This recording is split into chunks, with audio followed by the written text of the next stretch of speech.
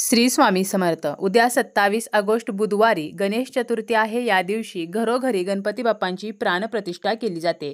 गणपती बाप्पा हे प्रथम पूजनीय आहेत. कोणत्याही पूजेची सुरुवात करण्याअगोदर आपण गणपती बाप्पांची पूजा करत असतो आणि अशा या गणपती बाप्पांचा गणेशोत्सव हा भाद्रपद महिन्यामध्ये आपण साजरा करत असतो. मोठ्या आनंदाने आणि उत्साहाने गणेश चतुर्थीपासून अनंत चतुर्दशीपर्यंत हा गणेशोत्सव साजरा केला जातो. परंतु आपण आपल्या घरामध्ये गणपती बाप्पांची प्राणप्रतिष्ठा करताना त्याचप्रमाणे मूर्ती आणताना काही काळजी घ्यायची आहे. कोणत्या वेळेमध्ये आपल्याला गणेश मूर्तीची प्राणप्रतिष्ठा करायची आहे, कोणत्या वेळेमध्ये मात्र चुकूनही आपल्याला गणपतीची प्राणप्रतिष्ठा करायची नाही.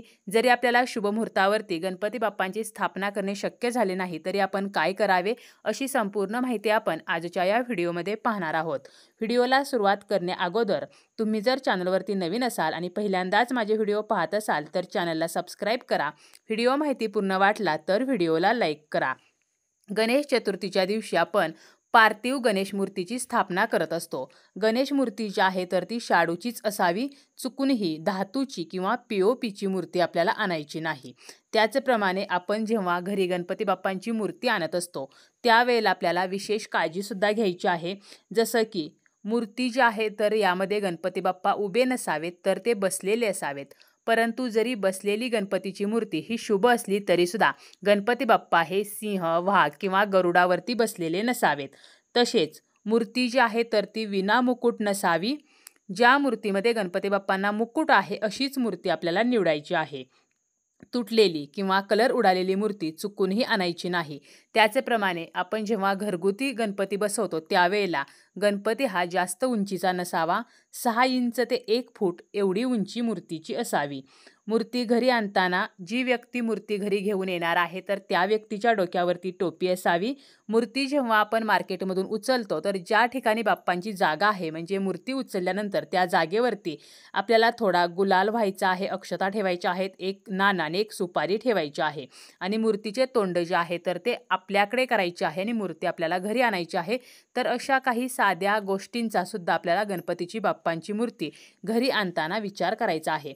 त्याचप्रमाणे आपण पांढऱ्या रंगाची किंवा शेंदूर रंगातील, पिवळ्या रंगाची अशी जी मूर्ती आहे तर ती निवडू शकतो.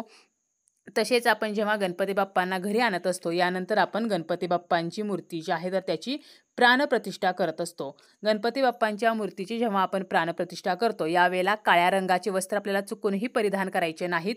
चामड्याच्या वस्तू परिधान करायच्या नाहीत. या दिवशी आपल्याला चुकूनही मांसाहार करायचा नाही. ज्या ठिकाणी आपण गणपती बाप्पांची स्थापना करणार आहोत ही जागा स्वच्छ करायची आहे. त्या ठिकाणी थोडेसे गंगाजल शिंपडायचे आहे.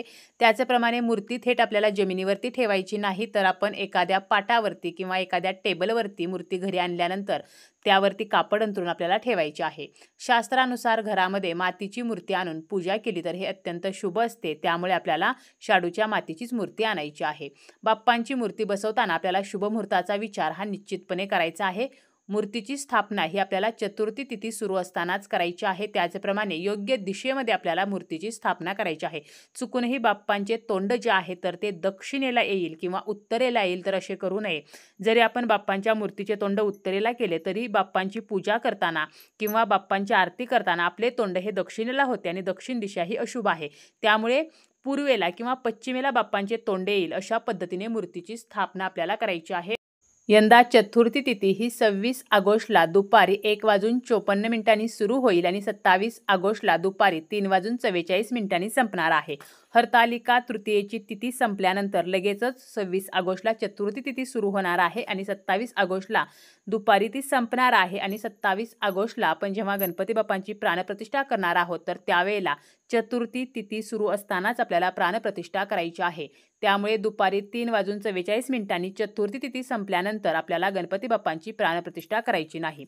गणपती बाप्पांच्या स्थापनेचा शुभमुहूर्त जो आहे तर तो सकाळी 11:05 पासून ते दुपारी 1:40 आहे आणि हा जरी शुभमुहूर्त असला तरी सुद्धा आपल्याला यामध्येच राहू काळ जो येणार आहे तर तो वर्ज्य करायचा आहे. दररोज 1.5 तासाचा राहू काळ असतो आणि या काळामध्ये राहूची दृष्टी ही पृथ्वीवरती पडलेली असते. राहू काळ हा अशुभ सांगितलेला आहे. राहू काळामध्ये जर आपण गणपती बाप्पांची स्थापना केली तर आपल्याला त्याचे कोणतेही फळ मिळणार नाही किंवा राहू काळामध्ये आपण जी पूजा करतो, जो विधी करतो, तर त्याचे आपल्याला फळ मिळणे हे कठीण असते. तसेच राहूचे दुष्परिणाम होऊ शकतात, राहूचे दोष निर्माण होऊ शकतात. त्यामुळे राहू काळ वर्ज्य करायचा आहे. आणि 27 ऑगस्टला बुधवारी राहू काळ जो आहे तर तो दुपारी 12:28 सुरू होणार आहे आणि दुपारी 2:02 संपणार आहे. त्यामुळे सकाळी 11:05 पासून ते दुपारी 12:28 म्हणजे राहू काळ सुरू होईपर्यंत या शुभमुहूर्तावरती आपण गणपतीची प्राणप्रतिष्ठा करू शकतो. जरी आपल्याला या शुभमुहूर्तावरती गणपती बाप्पांची स्थापना करणे शक्य झाले नाही तरीसुद्धा राहू काळ जो आहे तर तो वर्ज्य करायचा आहे.